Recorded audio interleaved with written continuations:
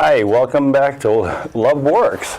I'm your host, TJ Moonen, and very happy to be here today. Really excited about the show that we have for you. We're going to be celebrating Valentine's Day today. So happy Valentine's Day, everyone. There's a few things before we get into the festivities that I wanted to go over. There are two women in my life that I find very important, other than the two sitting in the room with me today. One I've never met in person, only talked to through social media. She's in England. And the other one is a good friend of mine who I met through my job. And the one here in Derry, her name's Heather Garrity. She's a photographer, and she was actually going to be in studio with us today because she was going to do some still shots with Jessica and the crew and everything, and she went to the emergency room the other night, and they found a problem with her insides, and she's had to go to the hospital. She's at the hospital as we speak, being screened for cancer. So send some prayers out to Heather and her children and family. She's a great kid, really good, very fun, always smiling, full of love, just a great gal. The other one is a little bit more, it's a very difficult thing to talk about because it's very personal to her, but we've discussed it and she's okay with it. Natalie Sims. Natalie Sims lives in Horsham, England, and her husband has been in the ICU for a year and a half, and they're just trying to figure out what was wrong with the poor guy, and he was constantly up and down. And how I met Natalie was she's very active in posting what's going on, and so basically I've known Natalie about a year now, and for the last year, on a daily basis, she gives a status report. She was with Simon every day and took care of him. She gave him baths and cut his nails, cut his hair. He was taken care of well by her. She is the epitome of love. I truly love Natalie Sims. Unfortunately, recently Simon passed away, and since then she's been reaching out and talking to people, getting help, and asking for help, which is something rare. I mean, maybe it's an England thing, but she's an amazing woman, just an amazing woman. So love and prayers out to Natalie Sims and her family. If you could just say a prayer, it would be great. Okay, back to the original agenda. Special edition of Love Works, our candidate series. We're going to be getting back into that next week. We've got a couple of Derry Town councilors who were up for election in March coming in, and the election, I should tell you, is on March 8th, and last day to register to vote is the 3rd, but you can register at the polls, just like the midterm elections. So get out there and vote, and get to know the candidates, and get to know what's important in Derry in their eyes, and let them know what's important in your eyes. Okay? So we'll be getting back into that series next week when we tape, and I'm real excited about my guest tonight. Jessica Love was here for the first show when we became Love Works. It was in January of last year, and since then, the difference that she's made in my life is remarkable. I'm actually healthier today because of Jessica and her product. So I want to welcome Jessica. Welcome to our Valentine's Day. My pleasure. Special. In fact, I brought you a bouquet. Ah, TJ, thank you. Beautiful. Sure. Thank you. I'm glad you like. Maybe we can get somebody to put those in water for you. Sure. I didn't think I should have had a glass here, but It's okay. So how you been nice for the prop. last year? What's been going on? Well, our relationship started when you sought me out, not about any parental rights, anything, but I had just happened to reconnect with my adult daughter that had been removed from me by the state and by her fundamentalist religious family. So that was a fascinating, I want to say coincidence, but of course it wasn't. And, so that was exciting to really kind of get my story out last year when I was here. And basically she had just left the organization that she had grew up in that was, brainwashed and all kinds of trauma. So it's been an interesting road since then, some ups and downs for sure. I thought she was going to come up here to stay, but she decided to start her own life and explore the outside world. And, it's been challenging for her, I'm sure, immensely. But, she did it. She moved out right away and got a room somewhere else. And, she's super proud that she actually got her own place a couple weeks ago. And so she's exploring her passion for photography, and she started making some TikTok videos, and is really interested in being a famous YouTuber, and just trying to make her way in the world with her own thing and not really conforming to anything that she's been taught she is supposed to be or has to be or whatever. And like I was mentioning earlier, it's a real challenge, to reconnect and, to have these challenges with learning about the outside world and how to survive. And people are conditioned to believe that there's this certain normal life where you're raised in this perfect world and your parents do everything for you, and that actually is quite the exception, and there is no normal. And so we've had to get through that, but she's making her own way and trying to figure things out for herself, and I just keep doing what I can. And she's sent me some really nice messages about getting healthy, and I'm just super proud of how it's gone. Basically, I feel like I made a 5 to 10 year plan to get myself healthy and to get her out of that organization. And it doesn't really matter that she's not here. All that really matters is that she's free. Yeah. And it's been 7.5 years since I made the decision to do that. Yeah, and it's been quite a year. Through all of the ups and downs, you've done nothing but move forward. And Absolutely. I love that. Every time we talk, you have a new adventure you're going on, and a lot to do with the Porcupine group, and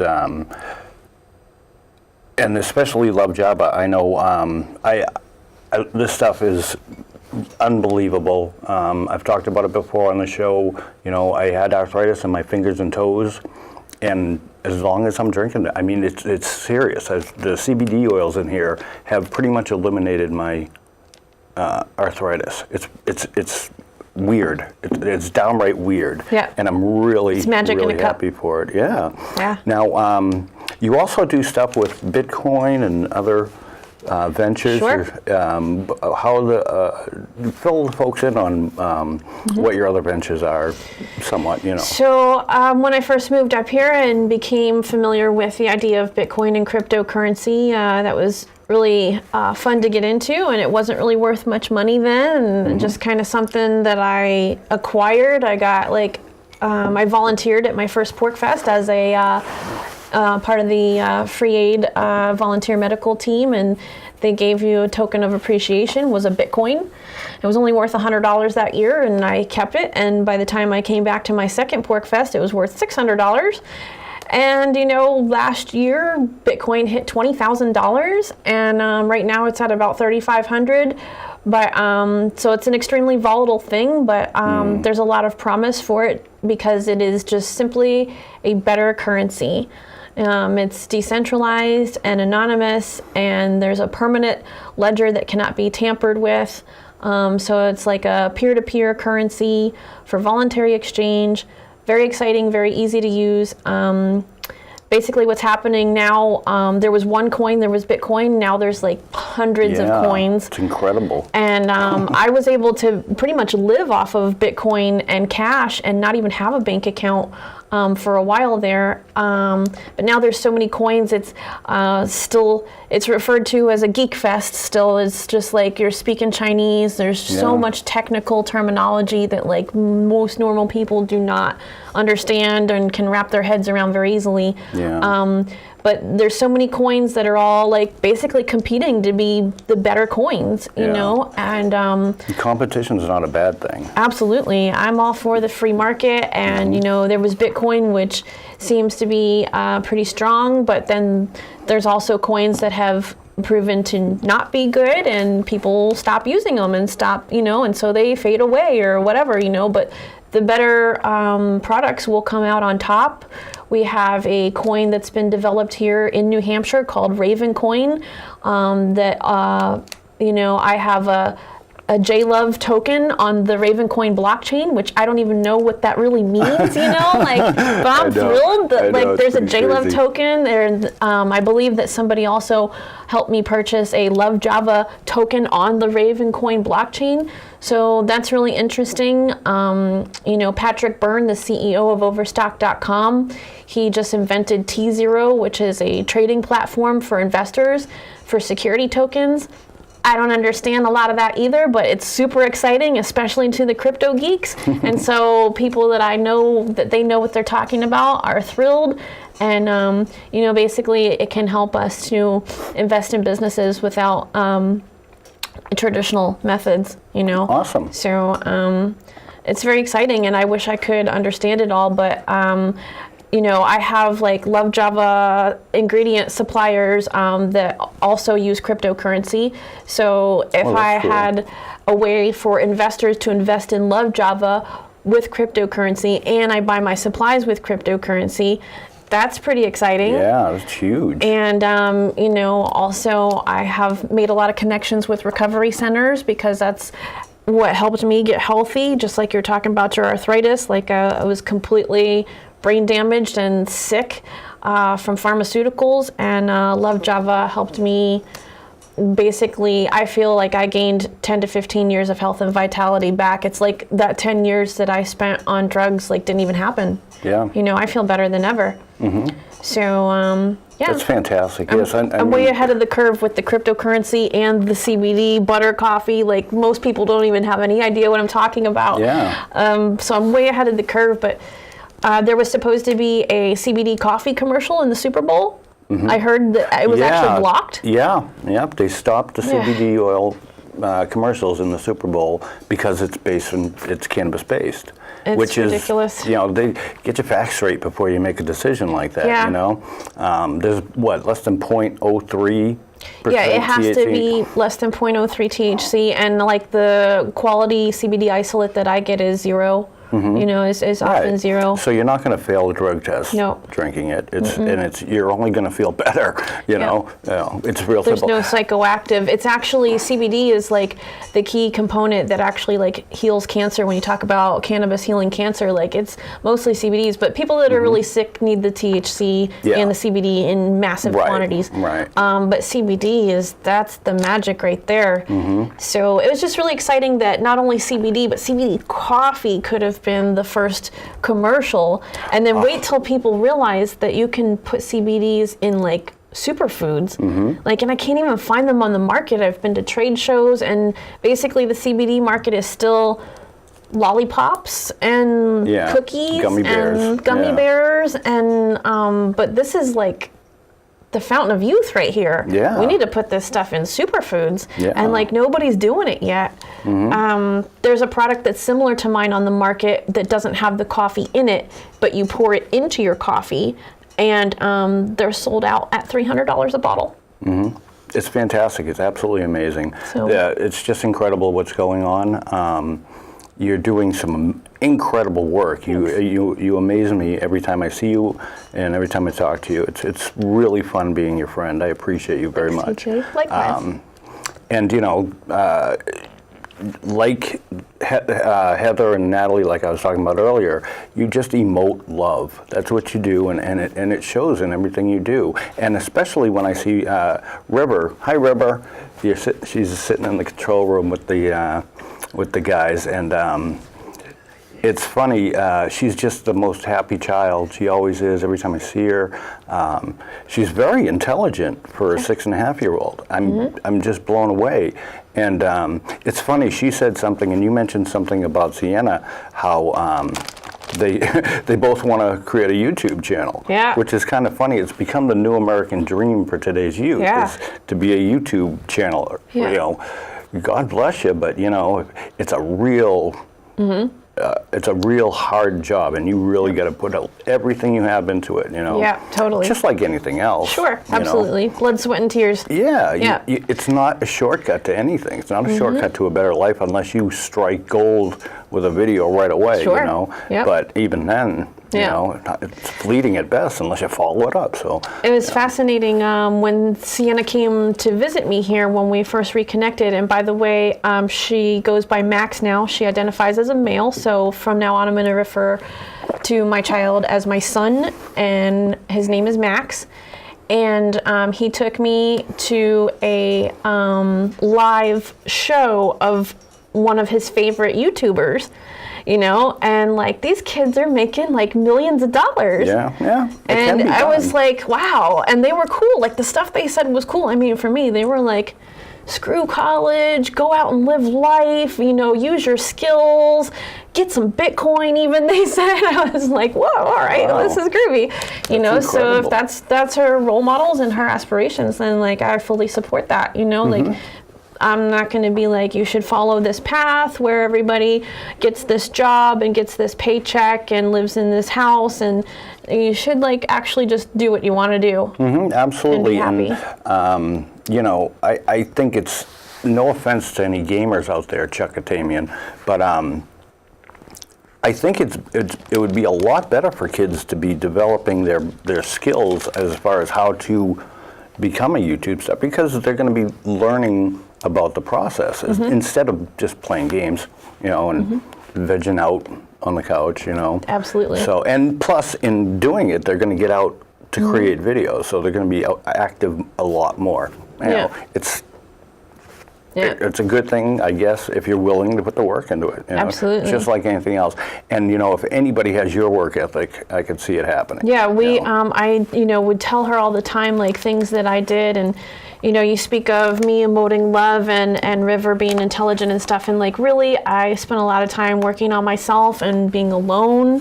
I'm alone a lot, and thinking about what I'm doing, and I've taken, different workshops and tried to learn a lot about how to be my best, and basically when I started trying to get healthy and got on Luvjava and stuff, and I learned about how to reprogram my own brain to be a happy, positive person, and then I tried to infuse that into Max, when we reconnected, and like, this is how you need to think, or else you're doomed. You have to, we have a very strange childhood and life, and like, you're gonna have to rebuild yourself basically brick by brick and move forward. That's what it is. And I'm so proud of her that she realized right away, like, oh, well, you know what, I have this paycheck and it like barely covers life. Screw this, like, there's got to be something better out there. So whatever she feels drawn to, I fully support. True, yeah. Key. I wish I had gotten into TV production a lot sooner, because I love doing this. Yeah. And, fortunately, however you want to look at it, it's not a paying gig. Right. Yeah. So most things that we love doing aren't. And I absolutely, I'm passionate about this. I truly love the show, and it's opened so many doors for me. And I'm real excited about what the future holds, especially the next 2 years. Okay. With the 2020 elections, because that's going to be huge. But we got about a minute and a half left, something like that. Tell me, in your own words, what does love mean to you?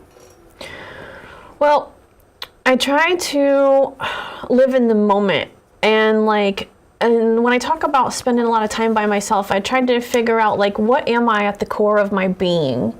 Am I all of these things that I think and feel and this persona or this personality or these things that we're socially programmed to think we're supposed to be. Like, what am I actually? And you really have to deprogram yourself from trauma, and unfortunately most of us have experienced trauma, and it's from authoritarian parenting and authoritarian government. And, so I want to change those things, and, I just want to be what I really am without living through all of those filters. I call them trauma filters. Right. Like, when I talk to people, it's almost like I'm interacting with a program. They're programmed to react and respond in certain ways because they can't even be present with me in the moment and just be a human being that loves themselves and loves other human beings and life and earth.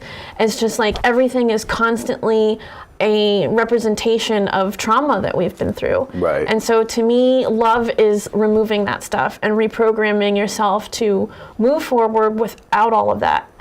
Wow, So, we are kindred spirits. That's amazing, It took a tragedy for me to realize it too, and it's just incredible. Once you get to know yourself, we were talking before the show about how I was sober for 14 years. Yeah. And in that time, they kept telling me, the people that were sober and recovering too, kept telling me you need to love yourself. And I just didn't know how to do that. No clue the first time I heard that. I was like, what? Yeah, right. That's kind of, that sounds kind of kinky. What do you mean? Sounds kind of kinky. But what I did was I got to know me. Yeah. I got to know my family, my mom, my dad. I traveled all over the country talking to relatives who knew more than I did, because I was the last one born, so a lot got withheld from me. And what I did hear, I didn't like, so I went out and got the answers myself. And I found out who I am, why I do what I do. Yeah. And I got married because I didn't want to be alone. Yep. That was the reason.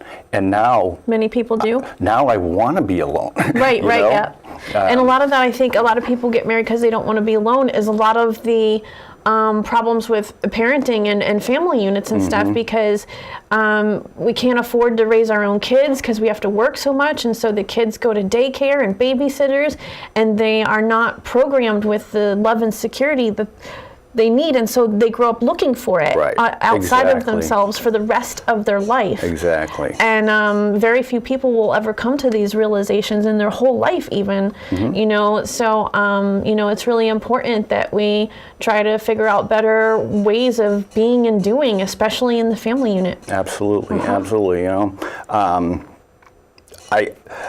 that I understand what it means and I actually accept it and do have a genuine love for myself, which I'm trying not to be conceited, just an awareness of who I am is what love is to me, and what loving yourself is to me. And I've got 4.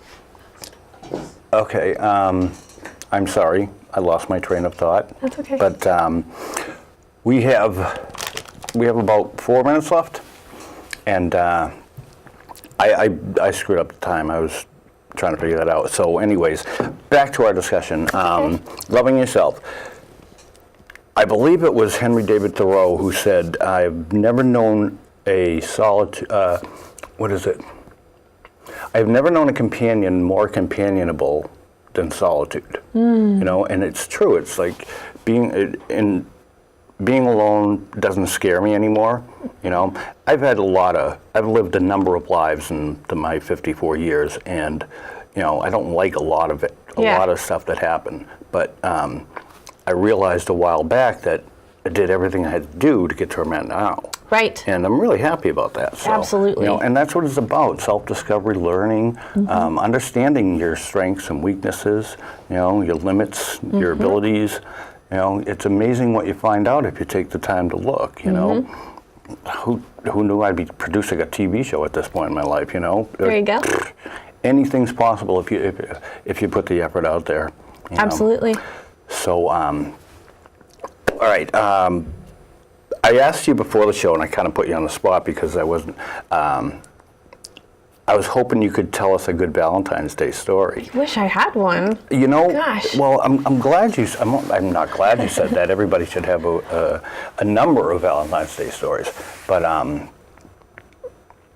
I asked a great number of people on social media here in Derry or traveling about, whatever the case may be, that, to tell me a good story. And it was like pulling teeth. Nobody had a good story. I'm like, wow, really? Because I've had a few, you know, but, you know, it just blew my mind. And, you know, I got a couple of people to tell me some cute stories, which I'll share at the end of the show. But, it's just amazing how little love there is on Valentine's Day. It's just kind of scary. Yeah. Kind of like the whole marriage thing, you know? Exactly. Yeah. And the expectations that this is really something that is demonstrated through gifts and material things, and, you know, like, I'm all for like experiences, and it doesn't even have to be anything fancy, you know, but just like spending some quality time together with the people you love or whatever. That's a great Valentine's Day. Okay, cool, excellent. Now, so what's on your agenda in the coming months? What do you got planned for the future? Well, I have always thought that a better way for the family units to be would be more of like tribal families and villages, and at the very least, extremely strong family networks, and like a plan of what to do when XYZ happens, kind of thing, in ways that you can avoid having to entangle yourself with the state if you need help with your children or you need to take care of yourself for a while or whatnot. And so, you know, I keep exploring those ideas. It's really exciting that there's a leading homeschool dad in California opened a new group yesterday called Voluntary Village Creators. And so they want to work on creating villages where they can keep their children safe from the state. Basically, their concern is mandated vaccines and mandated public schooling. And so that stuff's really exciting to me. And it seems pretty difficult to set up a network across the state.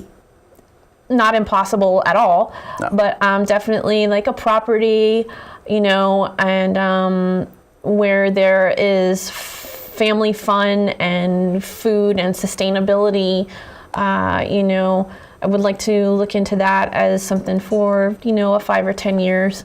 Awesome. A new 5 or 10 year plan. Cool. Hey, you know, it starts with creating a goal and then setting up little goals to get there, and, you know, it's a process. Sometimes it works, sometimes it doesn't.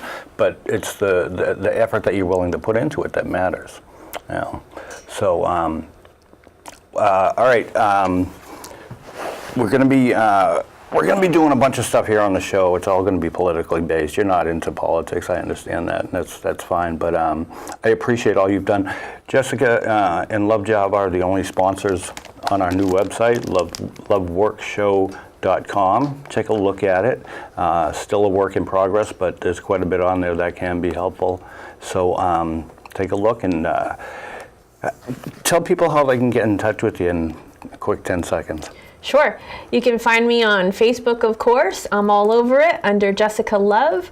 Right now I have a picture of me in the yellow jacket. There's an old profile that is no longer usable, so that's why I note that. And also there's Luvjava Facebook page and luvjava.com, luvjava.com.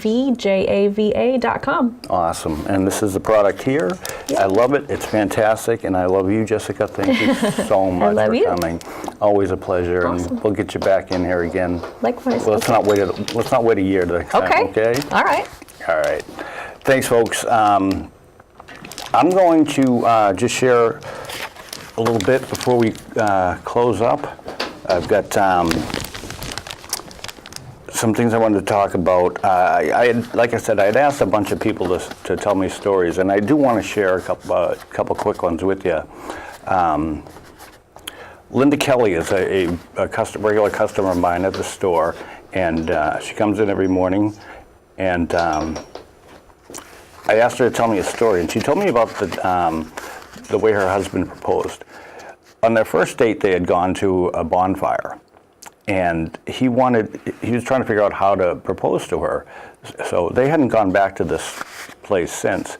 And what he did, he took her back there, and it was just kind of a 2-year anniversary. You know, we've been together 2 years things, and what he did was he got down on his knee at the bonfire, put a ring on her finger and asked her to marry him. She was flabbergasted. He was just excited as all hell. That's what I was looking for in a love story as far as Valentine's Day is concerned. There's this. There's another one real quick. Rob, my friend Rob, he needed to make some money real quick, so he got a bunch of roses and put a big sign up on 28 or 111 in Wyndham, and him and a friend sold roses, and they made a fortune just in that one day. So I mean, everybody uses Valentine's Day differently, and in fact, he told me he usually won't get into a relationship until after the 15th of February, so that he doesn't have to worry about it. But we got all kinds going on here. There's some other stuff I wanted to get into, but we're going to wrap it up here pretty quick. Stay tuned next week. We'll be doing a show with. I spoke with Brian Churchill yesterday. He'll be here, and I'm hoping Jim Morgan, I believe he's still planning on being here. We'll be in studio, and we'll be discussing some House bills that are going on and the election in March. Get registered. You have until March 3rd. Go to your town hall, and if you can't, for some reason, make it by the 3rd, you can register at the polls. And it's very important that you let your voice be heard, because if nothing changes, nothing changes. All right? So happy Valentine's, everyone. Have a great day. Show someone what love is today for you in your life and how it can help them. All right? And it all starts with a simple phrase. Love is just a word until you give it meaning.